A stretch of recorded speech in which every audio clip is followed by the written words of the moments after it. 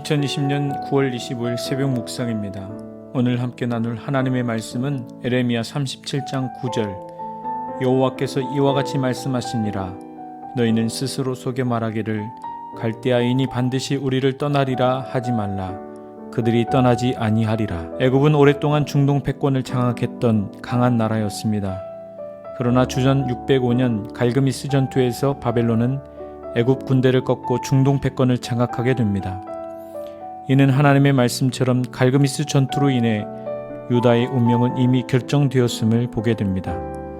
친애굽 정책을 펼쳤던 여호야긴은 기회를 틈타 애굽의 도움으로 기울어져가는 유다의 국운을 바꾸려 했지만 결국 바벨론의 포로가 되어 끌려가게 되고, 뒤를 이어 바벨론에 의해 왕으로 세워졌던 시드기야도 바벨론을 배반하고 애굽을 끌어들여 국운을 바꾸려 했지만 실패로 돌아가므로 하나님의 예언이 변함없이 이루어지는 것을 본문을 통해서 보게 됩니다. 이런 상황에서 에레미야에게 하나님의 말씀이 임한 것입니다. 이미 결정된 하나님의 결심을 무시하고 헛된 희망을 갖고 사람들로 하여금 바벨론 사람들이 며칠 내로 떠나갈 것이다 말하는 것, 그것은 분명 하나님을 무시하는 것이니 스스로 속이지 말고 변함없는 하나님의 결심을 받아들여라 라고 예언한 것입니다. 왕은 권력의 상징입니다.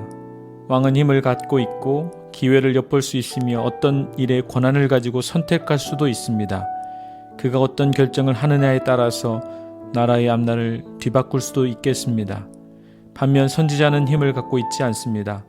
선택할 수도 있는 권한도 없습니다. 힘이 없다 보니 에레미야처럼 옥에 갇힐 수도 있고 그의 말을 사람들이 무시하기도 합니다. 그러기에 에레미야는 오롯이 하나님의 말씀을 백성들에게 전할 뿐입니다. 그러나 결과적으로 보면 시드기야는 왕으로서의 권한도 있고 군사도 가지고 있고 기회도 있었지만 하나님의 말씀을 듣지 않고 스스로 판단한 결과 성경의 예언처럼 백성들은 피를 보았고 도성은 불태워졌습니다.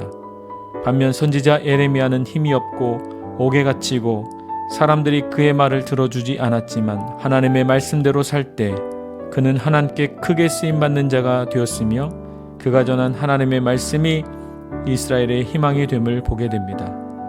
사랑하는 성도 여러분, 상황의 좋고 나쁨이 중요한 것이 아님을 보게 됩니다. 무엇보다도 중요한 것은 우리가 하나님의 음성에 귀를 기울이고 있느냐 하는 것입니다. 대단히 어려운 형편에서도 하나님의 말씀에 순종하며 주저없이 예언을 선포한 에레미야처럼 어떤 형편일지라도 모든 삶을 주관하시는 하나님만을 신뢰하며 오늘도 예수님처럼 힘들어하는 이웃에게 따뜻한 그리스도의 사랑을 전하는 저와 여러분 되시기를 간절한 마음으로 기도합니다.